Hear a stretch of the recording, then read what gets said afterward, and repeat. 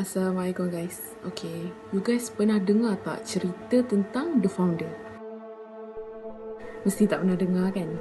Korang tahu tak siapa sebenarnya founder McDonald?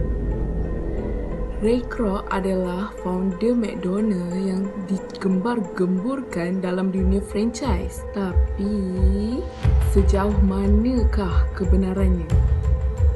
Dalam movie The Founder ni, dia akan menceritakan, mengkupas yang sebenarnya seorang lelaki yang bernama Ray Kroc ni bukanlah the real founder of McDonald.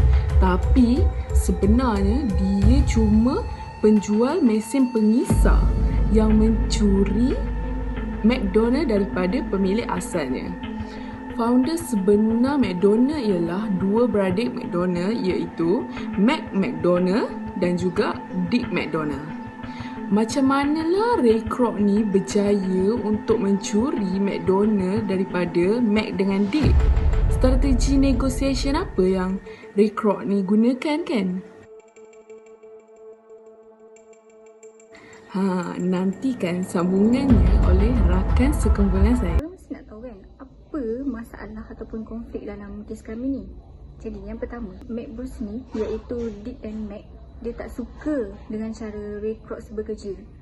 Malah mereka meminta Ray Kroc ni untuk bayar kat mereka. Sebab apa? Sebab mereka rasa Ray Kroc ni macam mencuri idea daripada Mac Bros ni. Sebab itulah dia orang suruh bayar. Yang kedua, Mac Bros tak nak langsung buka cawangan ataupun franchise di mana-mana negeri. Mereka hanya nak maintain sahaja perniagaan mereka di suatu tempat tu, macam stay at home, macam tu je. Yang ketiga, konflik yang ketiga, Kroc dia memutuskan hubungan dengan Mac Bros, membuka cawangan sendiri, walk away daripada company tu. Maksudnya dia tak nak lagi lah bekerjasama dengan Mac Bros tu. Dia nak cari jalan sendiri kan. Dari perwatakan Mac Bros ni pula, dia nak singkirkan Ray Kroc sebab diorang tak suka kan cara Ray Kroc.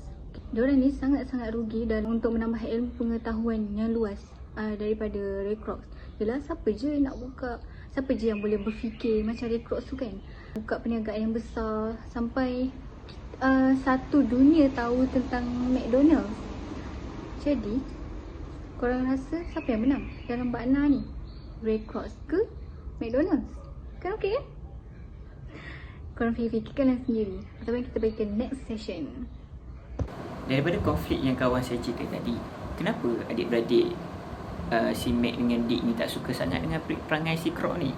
Yang pertama, sebab Kroc ni nak Mac D ni berkembang dengan pantas. So bagi diorang tak kena, sebab yelah nak jaga kualitinya, nak jaga servis, macam-macam nak jaga dia punya nama tu lah. So bagi diorang tu tak kena lah. So sebab yang kedua, antara konflik yang berlaku, ada satu scene yang hujung-hujung tu, si Mac Brothers ni nak sama si Kroc ni, tapi Kroc ni tak nak bayar doh. Dia tak nak bayar sebabnya melanggar hitam putih ataupun perjanjian yang mereka lakukan lah. Tapi bagi si Kroc tu, dia dah buat perkara yang betul lah. So apa lah kan. Lepas tu yang ketiganya, si Mac Brothers ni, Dick dengan Mac ni pun, diorang ni penakut sebenarnya. Diorang takut untuk berkembang. Padahal diorang idea ada, tapi si Kroc ni lah yang banyak bantu sebenarnya. Tapi itulah yang menyekatkan mereka berkembangkan McD tu. Diorang takut lah bab tu. Lepas tu itu ada konflik dalam cerita tu. Tapi yang terakhir ni, dia agak besar lah sebenarnya. Yang keempat, si Kroc ni mengambil keputusan untuk berputus dengan si Dick dengan Mac ni. Kepap, pecah boy. Dia pecah pun. Sebab si Kroc ni dia nak satunya, dia nak kuasa penuh dekat McD ni lah. Yang keduanya, dia nak menguasai lah McD ni. Dia nak jadi ketua, dia lah nak jadi founder sebenarnya. Macam itulah cerita dia.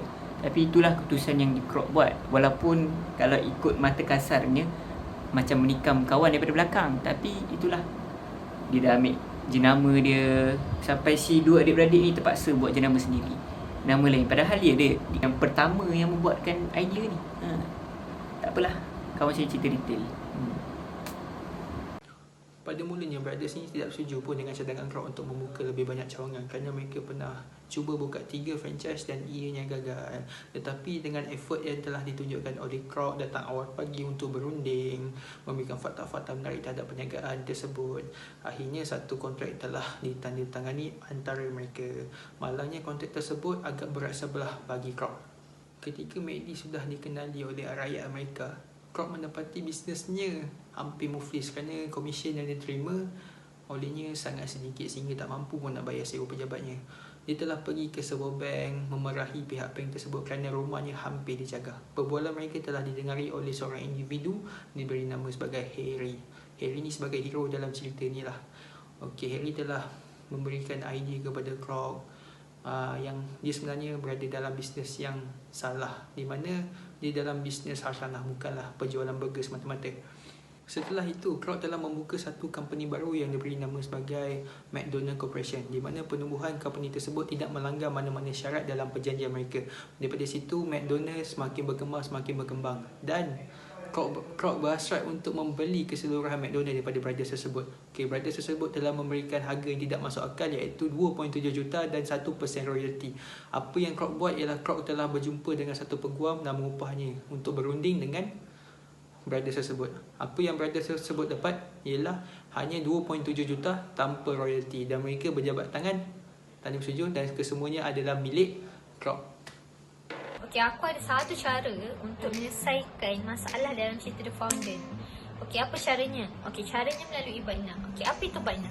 BAINA ialah best alternative to a negotiated agreement.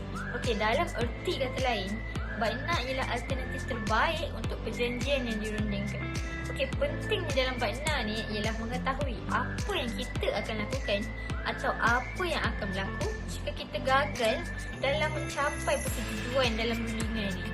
Diorang boleh je menyingkirkan rekod sebab BAINA ni menentukan titik di mana kita boleh mengatakan tidak pada cadangan yang tidak bagus atau pada cadangan yang tidak menepati cita rasa kita, cadangan yang tidak boleh membantu dalam perniagaan kita. Yang kedua, McBros boleh je cari orang baru untuk menggantikan rekod, tapi diorang kena cari orang baru yang skillnya sama atau lebih tinggi daripada rekod, sebab skill rekod ni sangatlah luas. So kat situ diorang dah kehilangan skill lah yang ada pada rekod. Selain itu, lupakan perniagaan kecil dan berfikir untuk menjalankan perniagaan besar. Sebab kat sini kalau diorang menjalankan perniagaan kecil, perniagaan diorang takkan berkembang maju, so takkan dikenali serata dunia macam sekarang.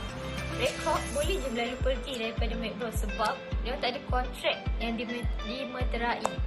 So Kroc ni tidak terikat dengan McBros, so dia boleh je pilih company lain untuk meningkatkan skill dia atau mempergunakan skill yang sedia ada.